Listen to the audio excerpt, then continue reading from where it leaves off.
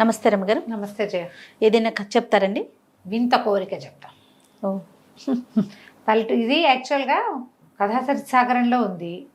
తర్వాత అలాంటి కథే మళ్ళీ మనకి మన కాశీ యాత్రలు ఉన్నాయి కదా, ఏమంటారు మన కాశీ మజిలీ కథలు, వాట్లల్లో కూడా ఉంది. దాని తాలూకు మినియేచర్ ఫామ్ అనుకో, బ్రీఫ్ కథ. పూర్వం అంటే ఒక రాజ్యానికి రాజుగారు ఉండేవారు, పరాక్రమ వర్మ. ఆయనకి లేక లేక అపురూప సౌందర్యవతి అయిన కూతురు పుట్టిందట, కనకవల్లి అమ్మాయి పేరు. అయితే ఈ కనకవల్లి పెద్దది, 16-17 సంవత్సరాలు వచ్చాక వివాహం సంకల్పించారు. అపురూప సౌందర్యవతి, అంత సౌందర్యవంతుడైన పిల్లాడు కావాలంటే ఈ అమ్మాయి అనేది సౌందర్యవంతుడు వద్దు, నాకు ప్రశ్న ఉంది, నా ప్రశ్నకి సమాధానం చెప్పిన వాడినే చేసుకుంటానండి. ఏమిటి ఆ అమ్మాయి ప్రశ్న? హేమద్వీపాన్ని చూసి దాని వింతలు విశేషాలు చెప్పేవాడు కావాలి. హేమద్వీపం అనేది అండమాన్ నికోబార్ లాగా పేరు తెలిసి దారి తెలిసింది కాదు. ఓన్లీ పేరు మాత్రమే తెలిసింది, దాని దారి తెలియదు. అలాంటిది అనమాట. ఒక ద్వీపం. వారా వీరా వచ్చేవాళ్ళు, మేము చూసామని. చూసామంటే ఈ అమ్మాయి 2 ప్రశ్నలు వేయగానే బెబ్బే అనేవాళ్ళు, పోయేవాళ్ళు. ఆ ద్వీపం గురించి తెలిస్తే తప్పిస్తే నేను పెళ్లి చేసుకోనని అమ్మాయి సెటించి ఉన్నది. రాజుగారు కూడా ఏమంటున్నారంటే, లేక లేక కలిగిన అపురూపమైన బిడ్డ, అయితే తను ఏదనుకుంటే ఆ ఒక్క మాట కూడా చేయలేమా, అది ఏమన్నా పరాక్రమం కావాలందా ఏమంది. ఒక ద్వీపం, దాని వివరాలు, ఏదో పూర్వజన్మలో ఇది అయి ఉంటుందని ఆయన ఒప్పుకున్నాడు. అయితే విష్ణు శర్మని ఒక శర్మగారు నేను చెప్తానని వచ్చాడు. సరే ఏమనుకున్నాడు, రాజు కూడా ఎంకరేజ్ చేశాడు. ఈ విష్ణు శర్మ అనేవాడు ఒకడు వచ్చాడు. ఇతను ఏం చేశాడు, ఈ విష్ణు శర్మ వాళ్ళ దగ్గర వీళ్ళ దగ్గర హేమద్వీపం కబుర్లు, అవి నిజాలో కాదో తెలియదు. ఆ ఊళ్ళో అక్కడలా ఉంటుంది, అక్కడ ఉంటాయట, అవి విన్నాడు. అవన్నీ మాట్లాడడానికి వచ్చాడు. ఈ అమ్మాయి 4-5 ప్రశ్నలు ఏం కానీ తేలిపోయాడు. తేలిపోయేసరికి ఆ అమ్మాయి చిచ్చి వీడికి ఏం తెలియదు, ఇతను ఎప్పుడు వెళ్ళినవాడు కాదని చెప్పేసి వాళ్ళ నాన్న పిచ్చుకబులు చెప్తున్నాడు, వీడిని బయటకు గెంటండి అని ఇతన్ని గెంటిచ్చేశారు. అయ్యో, గెంటిచ్చేసి విష్ణు శర్మ కనిపించింది, ఏమిటి ఎందుకు తెలుసుకోలేము, మనం గెంటించబడ్డామే వృధాగా, మనకు తెలిసింది చెప్పినా కుదరలేదు, అసలు ఆ హేమద్వీపం ఎక్కడుందో ఏమిటో చూద్దాం. ద్వీపం అనగానే పడవెక్కాలి. అక్కడి నుంచి ఏదో ఒక పడవెక్కేసాడు. అదొక మహాసముద్రం మీద ప్రయాణం చేస్తూ వెళ్ళి ఓ చోట ఎక్కడో నౌకాభంగం అయింది. ఈ నౌకాభంగం అయిపోయిన చోట వీడు తను విష్ణు శర్మ నీళ్ళల్లో పడిపోయాడు. ఒక పెద్ద చేప ఈ శర్మని మింగేసింది కానీ అది కొరికి తింటే చచ్చిపోయేవాడు. అది అమాంతం మింగింది, తర్వాత జీర్ణం చేసుకుంటుందిట అది. సరే వీడు ఇతను ఏం చేశాడు, ఆ చేప పట్టలో ఉండిపోయాడు. ఆ చేప ఇతని బరువుకి ఎవరికో వాళ్ళలో దొరికేసింది. దొరికేసరికి సత్యవంతుడనే ఒక రాజుగారు ఉన్న ద్వీపంలో ఈ చేప దొరికింది.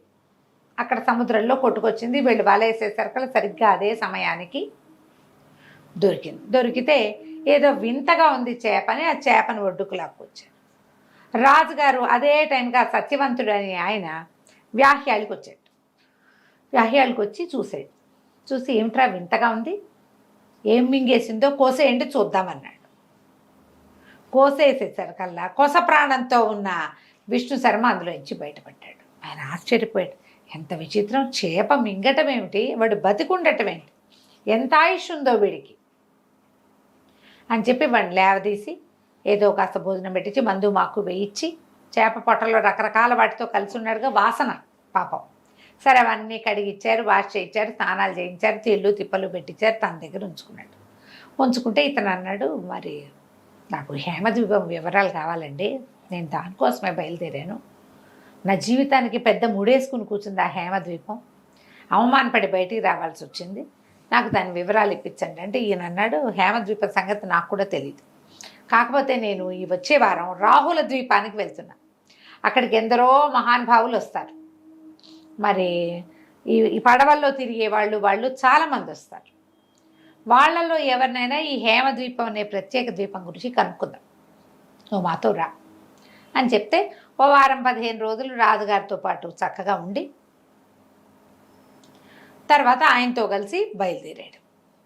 బయలుదేరితే ఈ 10 రోజులు ఈ విష్ణు శర్మను చూసి ఈయన ఏమనుకున్నాడట, ఈ సత్యవంతుడు పిల్లాడు చక్కగా ఉన్నాడు, ఎక్కడో పరదేశి అయినా కూడా చాలా బాగున్నాడు మనిషి. రాజకుమార్తె తన పని అయిపోతే రాకుమార్తెనిచ్చి పెళ్లి చేసి తన ద్వీపానికి రాజుని చేసి తన ఇంట్లోనే ఉంచుకోవాలనుకున్నారు. కంపెనీ నచ్చిందనమాట. ఓకే. ఆ విషయాన్ని ఆయన ఇంట్లో చెప్పాడు, అమ్మాయికి చూపించాడు కూడా, ఇతను నీకు ఓకేనా అని. అమ్మాయి కూడా ఓకే అనుకుంది. సరే ఇతను అడిగిన హేమద్వీపానికి తీసుకెళ్ళాలి కదా. రాజుగారు సత్యవంతుడును మన విష్ణు శర్మ ఇద్దరు కలిసి పెద్ద పడవలెక్కి రాహుల ద్వీపానికి బయలుదేరారు. ఆ రాహుల ద్వీపానికి వెళ్తున్న దారిలో ఏమైంది, ఒక పెద్ద సుడిగుండం లాంటిది వచ్చి వీళ్ళ పడవ సుడిగుండంలో పడిపోయింది. సత్యవంతుడు తేలలేదు. అయ్యయ్యో. కానీ విష్ణు శర్మకి ఒక కొయ్య పలక దొరికింది.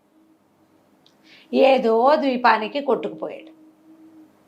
కొట్టుకుపోతే సరే ఏవో చెట్లు కనపడ్డాయి, ఏదో తిండి వెతుక్కుంటూ ఆ ద్వీపంలో అటు ఇటు తిరుగుతుంటే గండభేరుండ పక్షులు ఉన్నాయి అక్కడ, పెద్ద పెద్ద పక్షులు.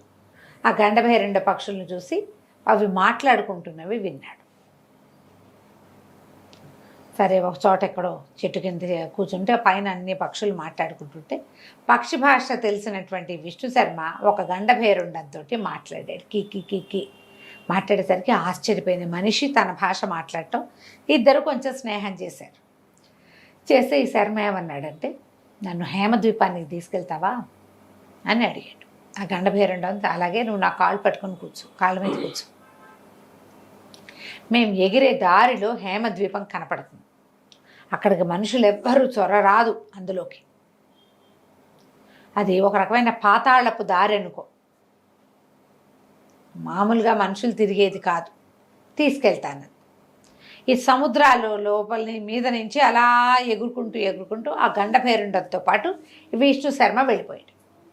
వెళ్తే ఒక చోట వదిలిపెట్టి ఒక పెద్ద తోట, ద్వీపమే ఎంత పెద్ద తోట, అక్కడక్కడ తిరిగాడు. తిరిగితే ఆ తోటలో పళ్ళు కోయటానికి కొంతమంది ఆడవాళ్ళు వచ్చారు. చక్కటి అలంకారాలు, మనుషుల్లాగా కనపడుతున్నా కానీ వాళ్ళు మనుషులైతే గ్యారంటీగా కాదు. సరే వాళ్ళు ఏం చేశారు, ఈ తోటలో తిరుగుతున్న విష్ణు శర్మని పట్టుకుని తమ రాణి గారి దగ్గరికి తీసుకుపోయారు. ఓకే. కనకరేఖ ఆవిడ పేరు. తీసుకుపోతే ఆవిడ చాలా సంతోషించింది. ఇప్పటిదాకా ఎప్పుడు మనుషుల్నే చూడలేదు మేము, ఊరికే మానవులు ఇలా ఉంటారని అదని తెలుసు, మాతో ఉండమని ఉంచుకొని చక్కగా తిండి తిప్పలు పెట్టింది. 4 రోజులు బాగా ఆమె వెనకాల తిప్పుకుంది. నువ్వు ఇక్కడికి వచ్చావు, నన్ను పెళ్లి చేసుకో, ఒక మానవుడితో వివాహం అవుతుందని మా నాన్న ఎప్పుడో చెప్పాడు, ఇక్కడే ఉండమంటే సరేనన్నాడు. తిరగటం మొదలుపెట్టాడు. అయితే ఏమైంది, ఈ లోపల వాళ్ళ నాన్న దగ్గర నుంచి ఒక ఉత్తరం వచ్చింది ఆ కనకరేఖకి, నేను మా తండ్రిని కలిసి వస్తాను, నువ్వు హాయిగా ఉండు, ఈ బిల్డింగ్ అంతా నీ ఇష్టం వచ్చినట్టు తిరుగు, 2వ ఫ్లోర్లో 36వ గది అని ఒక నెంబర్ చెప్పింది, ఆ గదిలోకి మాత్రం వెళ్ళబాక, మిగిలిందంతా నీ ఇష్టం వచ్చినట్టు తిరుగు, చెలికత్తెలు ఉన్నారు, దాసదాసీగణం ఉన్నారు, నీ తిండి తిప్పలకి వ్యవహారాలకి ఏమీ ఇబ్బంది ఉండదు అని చెప్పి వెళ్తే ఇతను ఆ బిల్డింగ్ అంతా ఎన్నో రకాల పచ్చలతోటి రత్నాలతోటి చేసిన తలుపులు, అక్కడి నుంచి ముత్యాల షాండ్లైర్స్, బంగారపు వేదికలు, నవరత్నాలు పొదిగినటువంటి వస్తువులు ఎన్ని చూశాడో. అక్కడ చిలకలు మాట్లాడతాయి, హంసలు నాట్యం ఆడతాయి, తర్వాత నెమళ్ళు నాట్యం చేస్తాయి, హంసలు చిలకలు ఇవి కలిసి ఏదో గాన కచేరీ లాంటివి చేస్తూ ఉంటాయి. పెద్ద పెద్ద తోటలు, నిండా పళ్ళు, ముత్యాలు పగడాలు కాసే చెట్లు, ఎన్నో. అంతా చూసి ఆ బిల్డింగ్ అంతా తిరిగి ఆ బిల్డింగ్లో ఉన్నటువంటి ఏ గదిలోకి నువ్వు వెళ్ళొద్దందో ఆ గదిలోకి వెళ్ళాడు. వెళ్తే ఆ గదిలో 2 మంచాల మీద 2 మహాసౌందర్యవతులైన అమ్మాయిలు ఉన్నారు. తెల్లబోయాడు.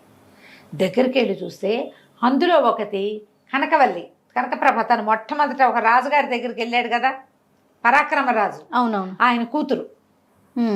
ఏంటి 2 బాడీలు ఇక్కడ ఉన్నాయి, ఆ అమ్మాయి అక్కడ ఉంది కదా, చాలా వింతగా ఉంది. సరే ఏం చేశాడు, దానికి ఆ గదికి ఒక బాల్కనీ, దాన్ని ఆనించి ఒక తోట ఉన్నాయి. ఇవి ఫ్లోర్ల వైజ్గా ఉన్నాయి కదా, 2వ ఫ్లోర్ కూడా ఒక తోట కనపడుతుంది.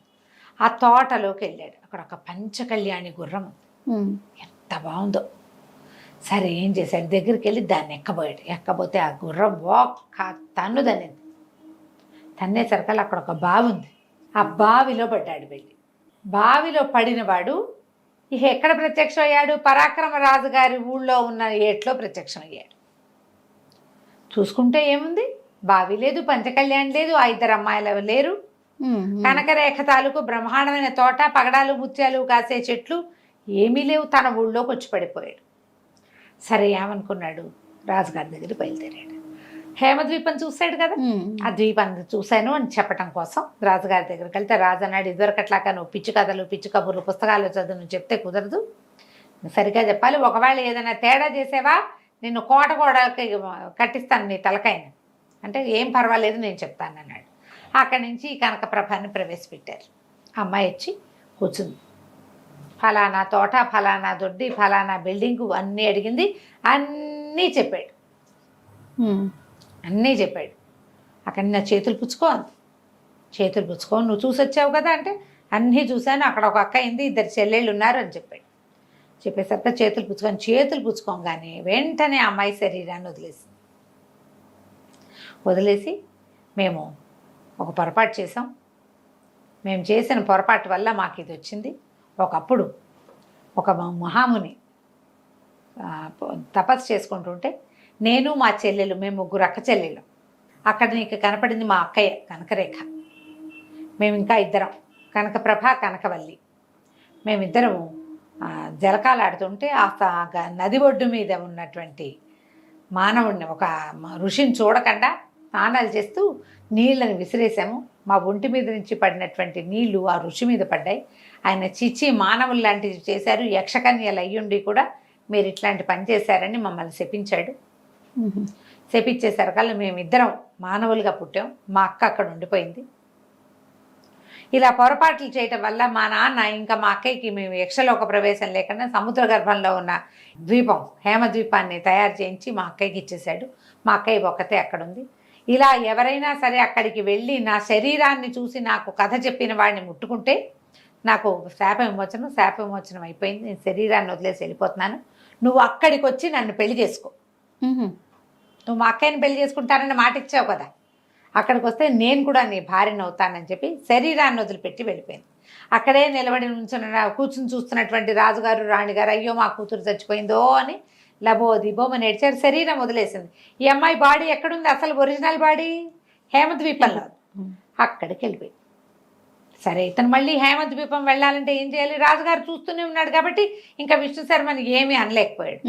సరే ఇతను ఏం చేశాడు, మళ్ళీ పడవెక్కి సత్యవ్రతుడు ఆయన చనిపోయాడు కదా, అవునవును, సత్యవంతుడు, అక్కడికి బయలుదేరాడు వాళ్ళ నగరానికి. వాళ్ళ నగరంలో షిప్పు ఆగేసరికి అక్కడి నుంచి రాహుల ద్వీపానికి వెళ్ళాలి ఇతను. ఆ దారిలో కదా ఇది జరిగేది. అవును, ఇప్పుడు రాహుల ద్వీపానికి వెళ్ళే దారిలో సుడిలో దూకితేనే మళ్ళీ తను అక్కడికి చేరతాడు. బోళ్ళంతుంది కదా, అక్కడికి వెళ్ళాలంటే మళ్ళీ ప్రయత్నం చేయాల్సింది. ఇక్కడికి వెళ్ళేసరికల్లా ఏమైంది, ఇతను ఇట్లా పడవ ఆగంగానే కొంతమంది సైనికులు సిద్ధంగా ఉండి, యువరాణి గారు మిమ్మల్ని తీసుకురమ్మన్నారు, మీరు ఎప్పుడు వస్తారా అని చూస్తున్నామని చెప్పి చేతులు పుచ్చుకుని తీసుకెళ్ళిపోయారు. తీసుకెళ్ళిపోయేసరికల్లా అక్కడికి వెళ్తే ఆ అమ్మాయి అపురూపమైన సౌందర్యవతి. కానీ ఇతనికి గుర్తొచ్చింది, ఈ కనపడ్డేతున్న అమ్మాయి ఎవరో కాదు, తను హేమద్వీపంలో ఇద్దరు అమ్మాయిల శరీరాలను చూశాడు. అందులో ఒకతేమో కనకప్రభ, రెండోది ఈ అమ్మాయి. ఓహో, ఆ అమ్మాయి ఏం చెప్పిందంటే, నువ్వు హేమద్వీపం చూసావా అని అడిగింది. చూశాను, ఇప్పుడు నేను అక్కడ చూసినవన్నీ నేను మా యువరాణికి చెప్పాను అన్నాడు. ఏమేమి చూసావో చెప్పు అంది చేతులు పుచ్చుకుని. నేను కనకవల్లిని కనకరేఖను కలిశాను, అక్కడ 2 డెడ్ బాడీలు చూశాను, పంచకళ్యాణి నన్ను ఒక తన్నుదన్నిదనగానే ఈ అమ్మాయి వెంటనే శరీరాన్ని వదిలేసింది. నేనే ఆ 3వ దాన్ని, మేము 3 అక్క చెల్లెళ్ళం, పద మనం వెళ్ళిపోదాం, నువ్వు ఇంకో రకంగా అక్కడికి చేరవు, కిందసారి నీకు అవకాశం లభించింది కాబట్టి చేరావని ఆ అమ్మాయి ఒక చప్పట్లు చరిచింది. రాణిగారు చూస్తూనే ఉంది, ఆవిడికి తెలుసు శాపగ్రస్త అయిన యక్షకన్య తమకు పుట్టిందని. ఆ తండ్రిని బతికించి పంపిస్తాం, ఆయన సముద్ర గర్భంలో ఎక్కడో పడిపోయాడు అని చెప్పి తల్లికి చెప్పి చప్పట్లు తరితే ఒక మేఘం వచ్చిందట కిందకి. ఆ మేఘం మీద కూర్చుని ఈ కనకవల్లి విష్ణు శర్మ ఇద్దరు కూర్చుని వెళ్ళిపోయారు. ఈ అమ్మాయి వెళ్తూ వెళ్తూ ఆ మేఘాన్ని చెప్పింది, నా తండ్రి అయిన సత్యవంతుణ్ణి రాజ్యానికి మళ్ళీ చేర్చు అని. ఈ అమ్మాయిని హేమద్వీపానికి వెళ్ళిపోయింది అమ్మాయితో సహా. అప్పుడు కనకరేఖ, కనకప్రభ, కనకవల్లి 3 అమ్మాయిల్ని పెళ్లి చేసుకుని ఎంతో కాలం పాటు వాళ్ళలాగానే యక్షుల్లాగా చాలా సంవత్సరాలు జీవించే అవకాశాన్ని పొంది విష్ణు శర్మ అక్కడే ఉండిపోయాడట. కథకంటికి మనం ఇంటికి. బాగుంది. వాళ్ళ నాన్న తిరిగి వచ్చేసాడు. తండ్రి తిరిగి వచ్చేసాడు. ఆయన రాజ్యం ఆయన చేసుకున్నాడు. ఎవరో పిల్లల్ని పెంచుకున్నారు ఆ తర్వాత వాళ్ళు. నమస్తే. నమస్తే జయ.